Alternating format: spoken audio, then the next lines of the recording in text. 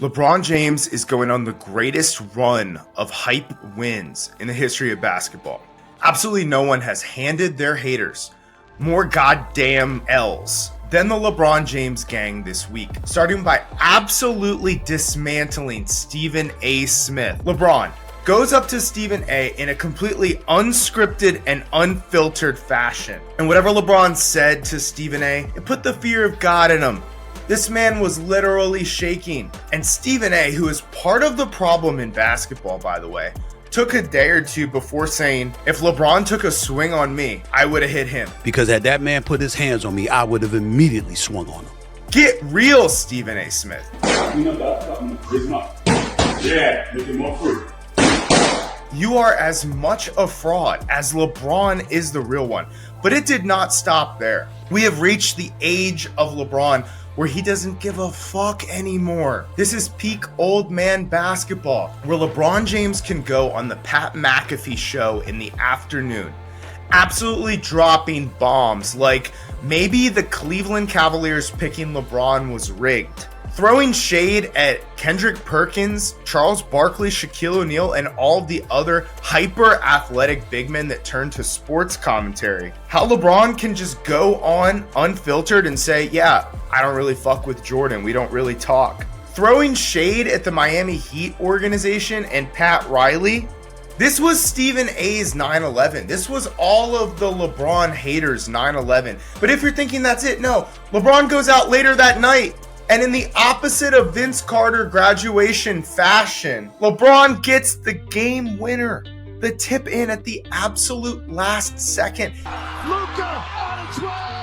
No time. In a game where he managed to snatch victory from the jaws of defeat. Most of this game, it looked like LeBron was going to break his consecutive streak of double-digit scoring games. He only had 2 points in the first half. His haters were celebrating. I could already see ESPN writing the headlines. Is LeBron not focused on basketball? Should LeBron have gone on that podcast? Is LeBron's mind unfocused? No. When you attack this man, when you attack LeBron James, you go down. And there's no better evidence of that than Bronny James, who keeps exploding for new career highs. He gets in late in a game against the Bucks with a bunch of players out, and he's able to put up 17 points in an actual highlight reel. Bronny James was picked at the end of the second round. It is so rare that a second rounder would be contributing like this, but he looks poised. He's already a player that could give you plus in the defensive side of the ball. Now that he's stroking it from three with consistency and attacking the rim, the only knock that you can say on this kid is his handle is a little high. It could be a little tighter, but that can come with time. His frame and his athleticism are NBA ready, and the heir to the LeBron James gang is apparent. That being said, there's no sign that his dad is ever going to retire, so Bronny James might never get to take the spotlight. And we only have to look at LeBron James in this Pacers game, completely picking his spots, waiting to take over until the fourth quarter to beat a red-hot Pacers team literally at the buzzer. The hardest part for LeBron James haters right now is they're going to have to reconcile with the fact that no one wants to play this Los Angeles Lakers team in the playoffs. LeBron James and Luka Doncic together, that's more IQ than if Rajon Rondo took the pill from Limitless. This is like if Keanu Reeves downloaded the entire Matrix, but it was just basketball plays and JJ Redick podcast. By the way, shout out to Steve Nash for taking over the new podcast with LeBron. I'm sure Steve Nash will be the next one to get a head coaching job. LeBron is effortlessly good at everything he does. It's not just basketball. LeBron was effortlessly good at being a father, getting his kid literally into the NBA and on his team. LeBron is effortlessly good at going on podcasts, providing some of the best commentary we've ever seen from an active player, and showing us that LeBron can take over NBA media when his career is over. But if there was one lesson that I learned from this day of LeBron, from these couple weeks of LeBron, LeBron is past the point of giving a fuck, and we're not ready for a LeBron James with nothing to prove and nothing to lose because he's the goddamn GOAT and he knows it. If you've been on TikTok lately, you've been besieged by all these mixes and these edits of LeBron highlights, and I don't know when they're gonna end. I just know it feels like they could go forever because that's how good LeBron is. LeBron took this interview to talk about all the players that are not like him, and I think it's crazy when you think about the 20 years, the 22 years that LeBron has been in the NBA. He's been in the NBA longer than he's not been in the NBA, which is just a crazy thing to say. I don't know if that's ever been true for another human being.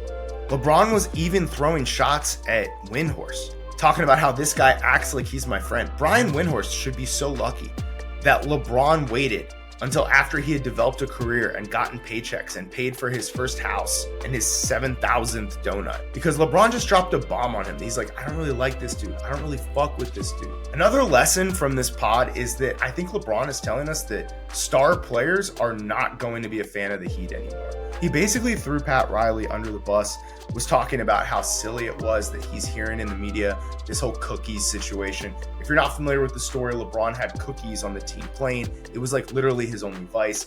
And then Pat Riley comes in and takes the cookies. And LeBron gets a whole bunch of stories dropped after he leaves, like, oh, maybe he wasn't Heat culture. Maybe he wasn't a Heat player. But LeBron points it out. He's like, hey, look, I saw them not pay Dwayne Wade. Now they don't pay Jimmy Butler. Maybe this franchise doesn't pay stars. And when LeBron says this, you have to listen.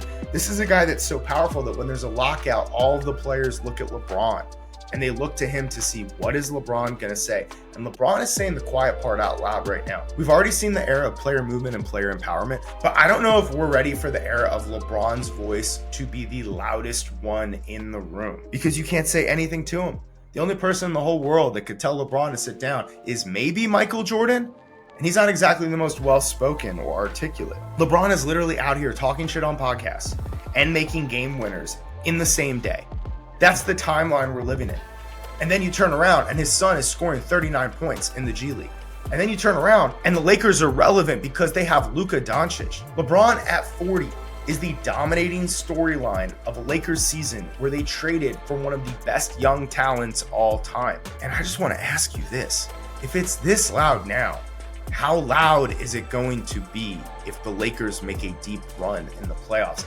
How loud is it going to be if LeBron James finds a way to be a two-way player, to make moments like today in the clutch happen in the NBA Finals, and he walks away with his 6th NBA championship ring and another Finals MVP?